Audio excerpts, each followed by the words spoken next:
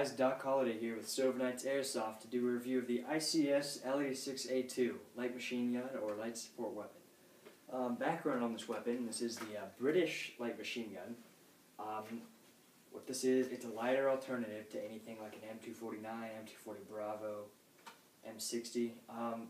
Weighs about 13 pounds, so it won't fatigue you if you're used to using a larger style of light machine gun. If you're using an M4, however, it'll be pretty hard for you, I would say. So this weapon is it's pretty maneuverable, I would say, but it's pretty big. It's huge. So we definitely want to sling it and not use it in close quarters. Leave that to your teammates.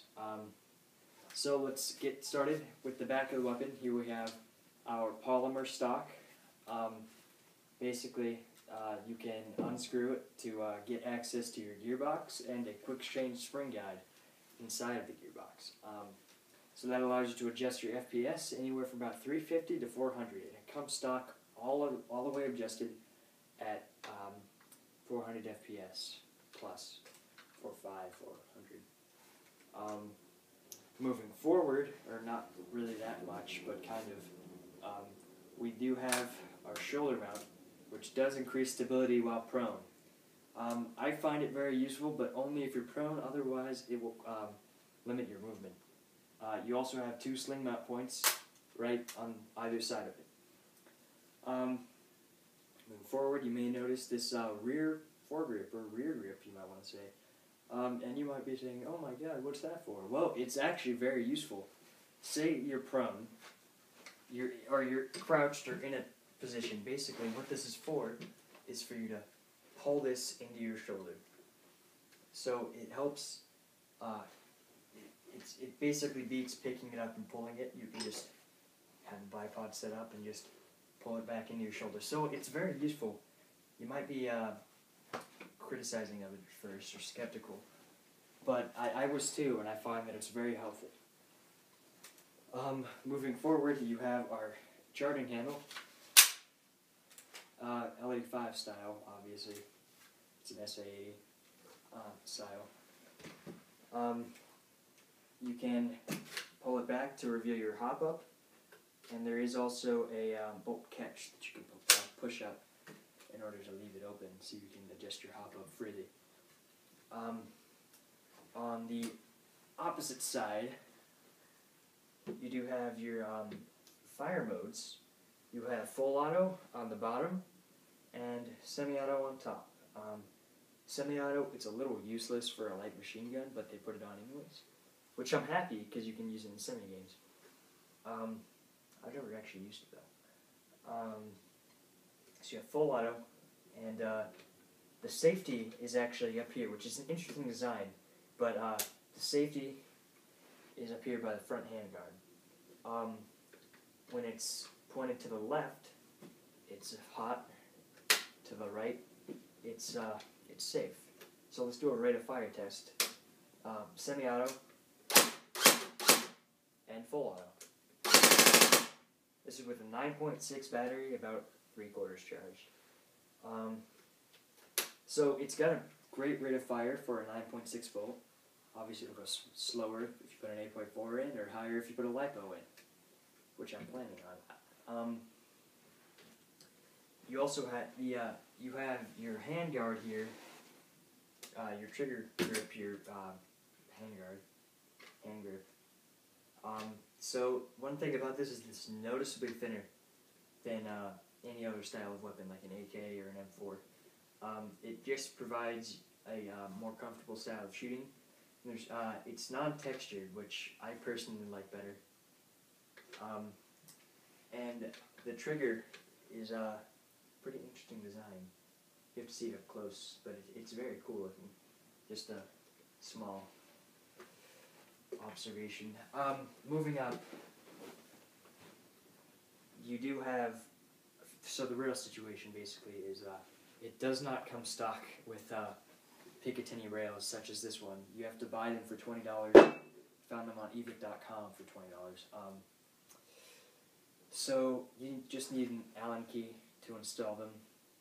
and a screwdriver to take a crinkly head to take it off, or a Phillips head to take off the carrying handle. Which is a bit of a shame. I'm kind of disappointed about that, but it's not a huge deal because you can buy these for it. So the carrying handle, it's very sturdy. It's made of steel, just like all of the black parts on this gun. Everything on here is steel, except for the OD parts, such as the hand guard, the hand grip, and the cheek rest, and the stock. It's got a very similar picture to an M4. It's actually the same exact thing. The sighting holes are the same. You know, you have a smaller picture for distance, and a more open, wide one for anything else. The front sight is removable with a flathead screwdriver. It's actually got. I actually really like this a lot. I think these have to be my favorite iron sights of anything. I've used AKs, Khalils, M4s, MP5s. These have to be my favorite just because of the front sight. Put an M4 in the front sight, it's the same exact thing. But these have to be my favorite just because of the front sight. It's so open and so clear, and it looks really cool. You also have a sling mount point on the handguard directly below the sight, front sight, excuse me. Forgot to mention this weapon does use this comes with a 450 round high cap from ICS, which is very good magazine. So since this is an AEG, the battery is wired to the front. I would have liked it in the back, but it is a bullpup, so you can't exactly do that. This is the P90. So what you do, there's a little latch on the bottom that you open up, and then you pull. You got to get it over the little barrier, and out comes your 9.6 volt battery. And now you're probably going to say, "Oh my God, that's a ton of wiring." No, it's not. My gun is wired to Dean's, and I also have a Dean's adapter to Tamiya in there, so I can use Tamiya batteries. So basically, I have a whole jumble of wires. You won't if you buy this. So to close it, this will be a little more difficult for me because I have so many wires in there. So you place it on the right side. You gotta pile all the wires into that left side. You gotta, you gotta push it down until it locks, and then clip in the bottom latch. So moving forward, you have the rest of your outer barrel. By the way, the combined barrel length of this entire gun is 600 millimeters. 600 millimeters, which is extremely long. So your barrel goes from here to here. That's incredible. Most assault rifles have about a 300 to 360 or less. So that's twice the barrel length, which means, relatively speaking, twice the range, depending on what you've done with it.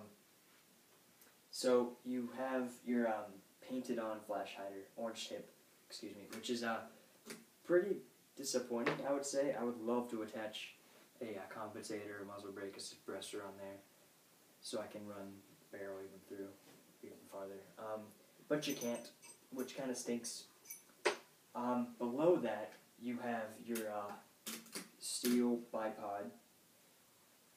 It can be deployed by pulling back this little clip here, pushing the two parts together, pull them out, and it deploys.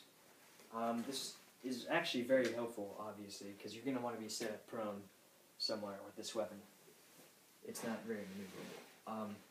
So this bipod is special because what's great about it is that if you need to move your bipod, if you need to take out another target, you don't have to lift it up and move it.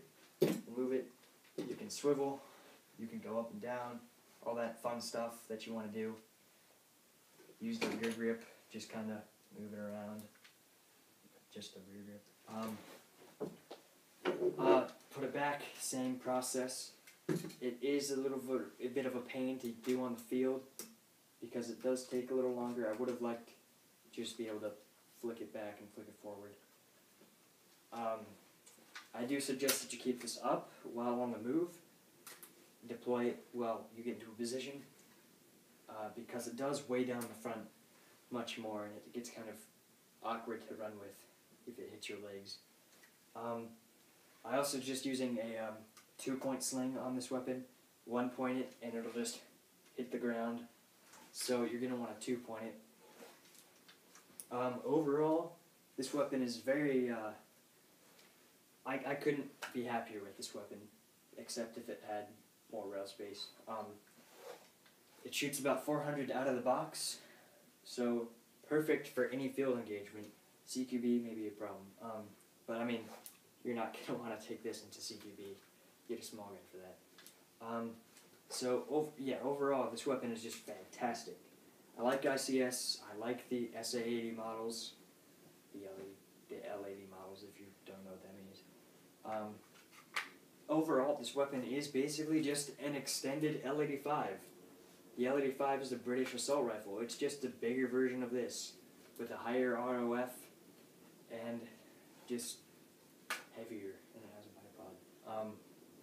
So overall, I couldn't be happier with this weapon. I'm so glad that I chose this to be my light machine gun as I filled the light machine gun role on our team. If you want to operate with the Silver Knights Airsoft team on a field, you can find us at fields such as Cromwell CQB, Striker Indoor Airsoft, Zulu 24, and Ground Zero Airsoft. You can also find us at Operation Bad Blood 2014, hosted by evic.com, and we will be branching out to more fields soon. Thanks for watching. This is Doc Holliday with Silver Knights Airsoft, signing off.